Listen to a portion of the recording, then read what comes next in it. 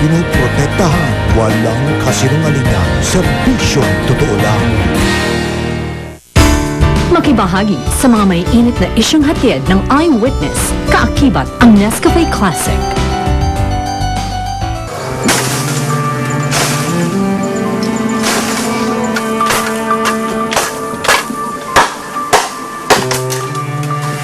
Sa edad na 8 siya nagsimulang magtrabaho.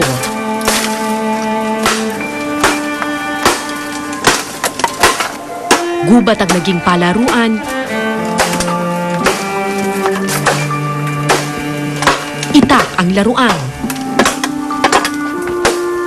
at kawayan ang kanyang matalik na kaibigan.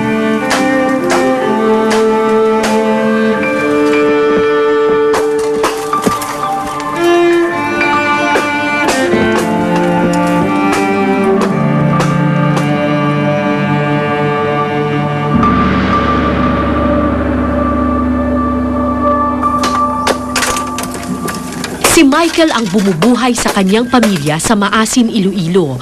Araw-araw nagpuputol siya ng kawayan para kumita. Bakit hindi ka na nag-eskwela? Kulang mo, iti mga nagbakal ka mga project.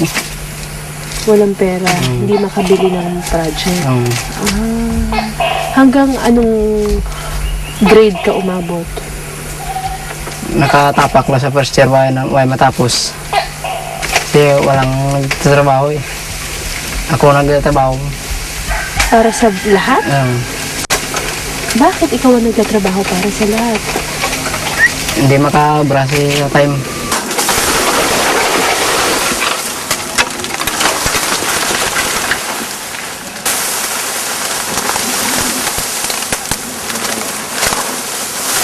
Nagkasakit raw sa likod ang kanyang ama.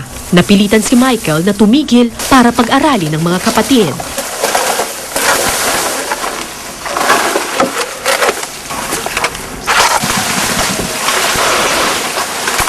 Gaano man kabigat para sa isang bata ang mga gahiganteng kawayan,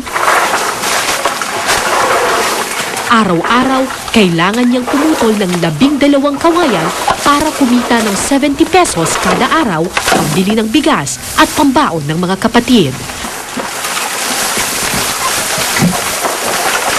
Pag nakikita mo yung mga kapatid mo na aalis na papunta sa eskwela, ano iniisip mo? Sana mag-eskwela rin ako. Kaso lang, Walang nagtatrabaho eh. kailangan talaga. Sa katahimikan ng kanyang puso, hangad ni Michael na makaalis sa kawayang mundo. Pero sa ngayon, wala munang puwang ang ambisyon. Kakambal na ng kabataan ng Maasin ang kawayan. Tulad ni Michael, lahat nagsisimula sa murang edad.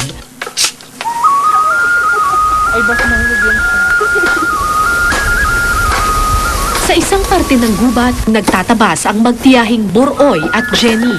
Tinuturuan ni Jenny ang pamangkin para may katulong siya sa trabaho balang araw.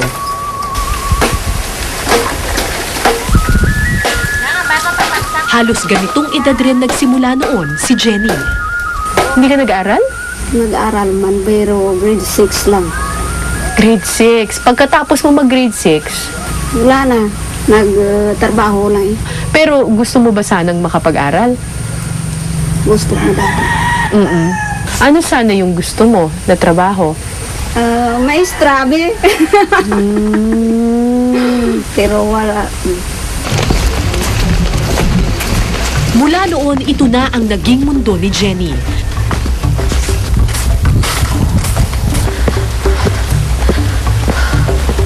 Papunta kami ngayon sa Kawayanan. Sabi ni Aling Jenny, mga 4 kilometers daw yun from here.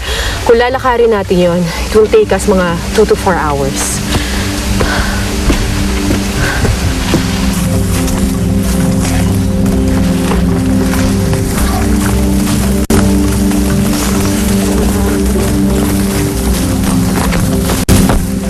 Ano ba yan? Ang tinik?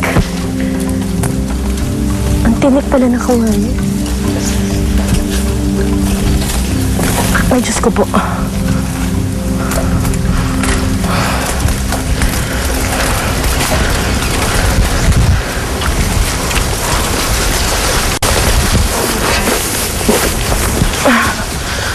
Ay, Diyos ko.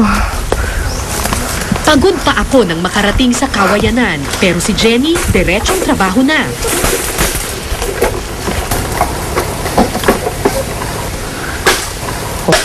Matunog pa kisa ang mga kamot mo, mapilas ka pag binangon. Kundi, mabudlay.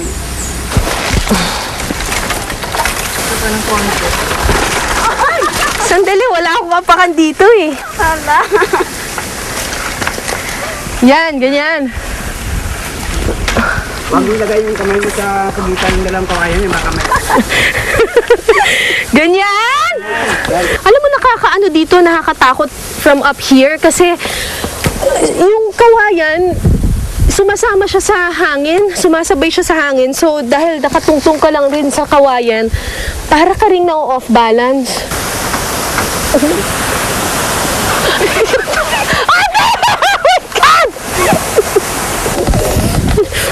Nababa na talaga ako dito.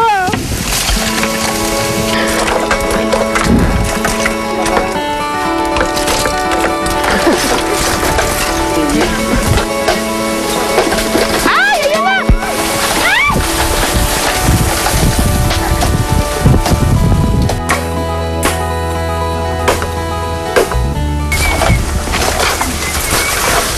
Bigat? Bigat. Paano? Dito nyo na rin putulin? Pagkatapos pabagsakin sa puno ang kawayan, puputol-putulin ito ni na Jenny para gawing materyales sa sawali.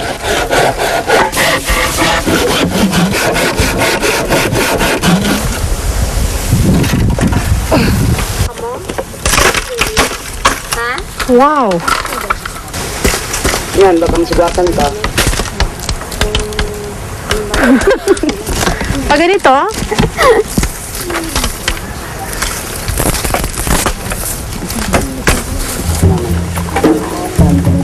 Ang natirang kawayan, bubuhati na lang para ibenta. 20 pesos isa. Pero hindi lahat ito mapupunta sa kanila.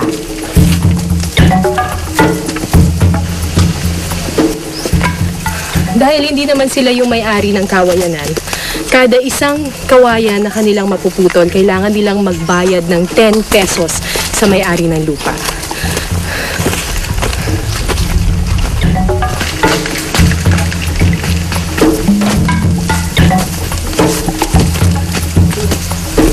Te! Sandali, hintay. Okay. Sa simula, magaan lang buhati ng kawayan. Pero sa haba ng lakaran, pabigat ng pabigat ang pasan. Pagod na ako. Siguro mga 1 or 2 kilometro pa. Makagalaw na po kami.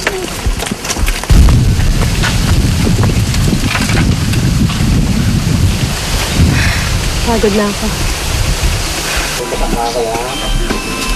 Ma'am! Pagdating sa bahay, akala ko tapos na ang kalbaryo ni Jenny. Pero may mas mabigat pa pala siyang pasanin. 7 taon nang paralisado ang kanyang asawa. Ano po bang nangyari sa asawa ninyo? Nagkasakit ng paralyze. Bakit po na-paralyze? Tikir may nagaba ng ubra sa malayo da. Kapanukdap ka kuwayan. Dahil sa kakulangan sa pera, hindi niya naipagamot ang asawa. Ang mga anak naman nila may sarili ng mga pamilya, kaya si Jenny, animoy pasan ang mundo. Pero dahil may umaasa sa kanya, walang oras para magpahinga. Pagkatapos mag-alaga, diretso sa paggawa ng sawali si Jenny. Magkano lang kinikita ninyo? Ang maray. Magkano lang? Mga tag 60 lang. Wait, nanti ano, amumlar pa makalag dyan. 60 pesos para sa isang araw na trabaho. Pagod man ang katawan, kailangan niya itong tapusin. Kung hindi, wala silang kakainin. Sa kabilang barangay, puspusan rin ang pagsasawali sa bahay ng batang si Michael. Ang sawaling ito ang inaasahan nilang pambigas at pambaon sa eskwela. Pagdating ng hapon, balik eskwela ang mga kapatid ni Michael. Masayang nagtakbuhan ang mga bata patungo sa paaralan, habang si Michael naiwan sa mundo ng kawayan.